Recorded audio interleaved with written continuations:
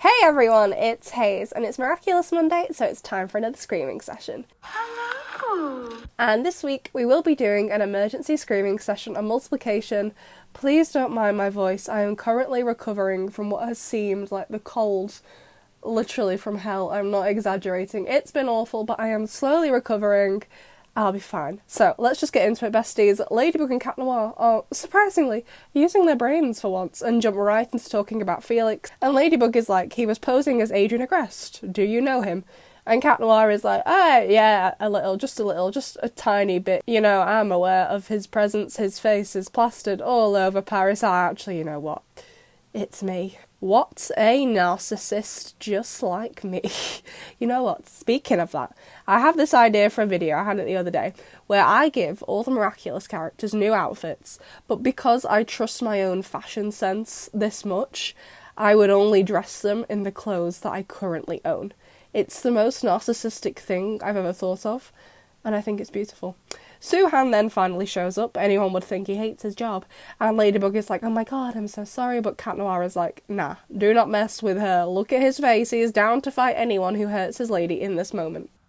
Bring it on. But then Suhan is like, I've been watching cat videos. And I'm like, has he been watching me? If you've been here for a while, you know I have a cat. And I uploaded a video of just her once because you all liked her so much. So, has he watched me? Oh my god, I'm famous. So Suhan bounces off, literally, legend has it, he's still hopping to Tibet today. That man has never skipped leg day once in his life. Ladybug and Cat Noir then decide to go to London immediately, but was anyone else bothered by Amelie in the episode? Like, she didn't seem to be bothered, like, at all about where Felix was. Like, she has just been told her son is in Paris, and she's like, oh, well, I didn't know he was there. Like, I know to get from London to Paris, it's very easy on the Eurostar, or the Startrain as it's called in the show. But he is only 14. How are you okay with this 14-year-old internationally travelling without you knowing? Like, okay, fair enough, yes, Felix does have family in Paris. But when my grandma was alive, she literally lived a street away from us. And if I went over there when I was 14 without telling my mum, she would have called the police without any hesitation. Like, how is Amelie so chill? So, Ladybug, after the long day she's had, like, bloody hell, she must be tired. It's been 4 episodes now, go to bed. But instead of that, she goes to her comfort place, the sewers. I told you everyone loved it there. Although, I don't know why she couldn't just de-transform in her bedroom, Adrien does. And then she decides to have a sleepover. Like, this has legitimately been the longest day of her life. This day started in Risk. If I was Marinette, I would be like, leave me alone so I can cry in the bath. But Marinette is like, nope, it's time for a party. But then, alternatively, Adrien is like, time to live out my dream of being in High School Musical and play some basketball. These teenagers and their priorities, I will never understand. In a shock twist, Adrien goes to see his dad, and Gabriel Babes is actually doing work. Wow, I can barely believe it. Meanwhile, at Marinette's, Alia is attempting to talk some sense into her, and while I agree Marinette has no time for boys right now, we all know she can never get over Adrien. What a silly thing to say, although I don't know why Alia is doing yoga on the bed. So Orlando Adrien rings Marinette, but Alia picks up because Marinette won't. And when Alia's just like, yeah, she won't come to the phone, Adrian's just like, yep, that sounds about right, that little weirdo. However, when Marinette does come on the phone, the way Adrian's whole face just lights up is so cute. She is definitely so special to him.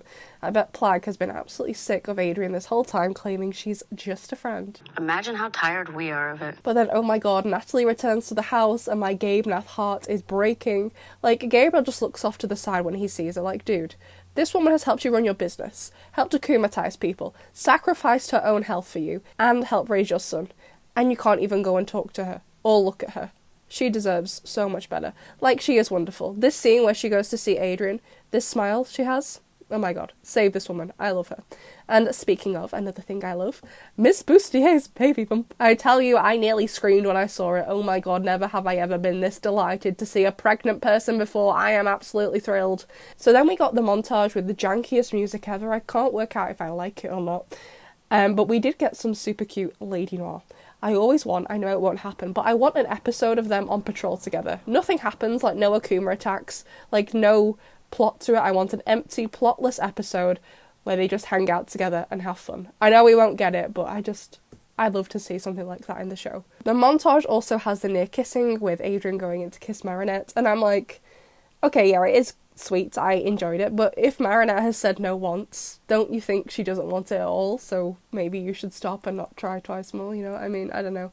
Although Nino cracks me up. Look at him, look at his face. He's like, bow before me, peasants. I'm too good for it.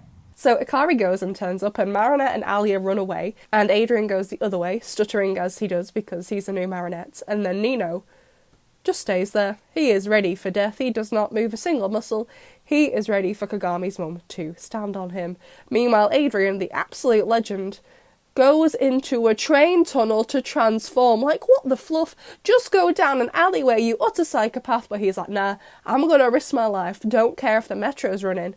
And transform here, in a train tunnel. I swear to God, I hope he's asking for common sense for Christmas. Ikari goes and flicks our girl all the way across Paris. We love to see it. And then she tries to stand on Ladybug and Cat Noir, as well as beat the daylight out of the two of them. Only in this kid's show.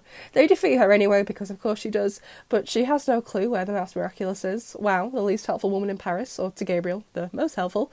I guess it depends who you ask. So now let's talk about those rings. Oh god, literal nightmare fuel. I don't know if you can pick your AI, but can you imagine if Marinette gets a ring and she ends up with Lila as the pre-programmed AI?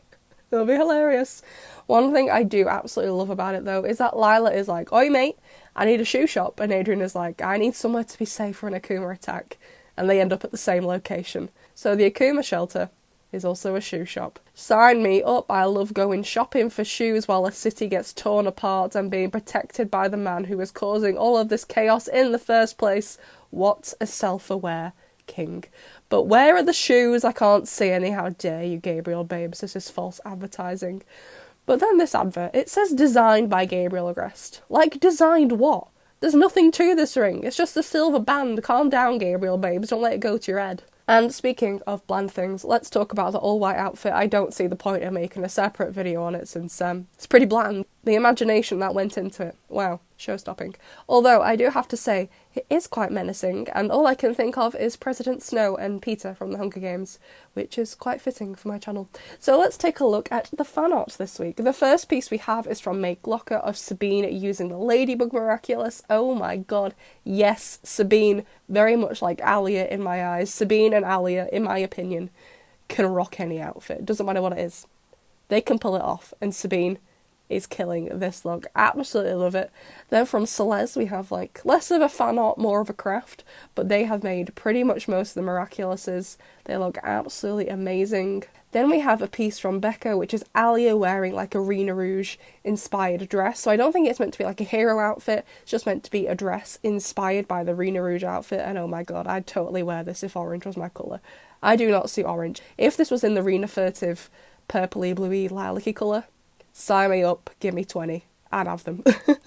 We then have two pieces from Nath Arts. The first one is Cat Noir using the cat and the turtle Miraculous, and then the other take is Nino also using the same Miraculouses, and both boys look fabulous. I love Adrien's mask, it looks so cool. And then the final piece of fan art we have this week is me, and to tell you, I nearly screamed when I saw this. Okay, so let me give you some context. So the image on the left is the fan art, the image on the right is the image this fan art was drawn from. So I was on holiday the other week in the south of England. We went to Stonehenge, the stone circle thing that you can see in the background. You've probably heard of it. So I went and I was wearing a super cute outfit, as you can see. I mean, all my outfits are cute, don't get me wrong. I always look cute. Posted it to Instagram, and Darticulus, I hope that's how you say it, drew some fan art of me there. And oh my god, I look absolutely adorable. I even showed my mum this. She loved it. So you have the Mama Clark seal of approval. It's absolutely stunning. Thank you very much, besties. So there will be no poll-up tomorrow to vote for the next screaming session, as you voted a while for Samboy. So we'll be doing that next time around, unless Destruction or a different episode airs in the meantime. So I guess Samboy will be on hold until we get a free week, if that ends up being the case. So what was your favourite moment from Multiplication, besties? I'll see you in the next one.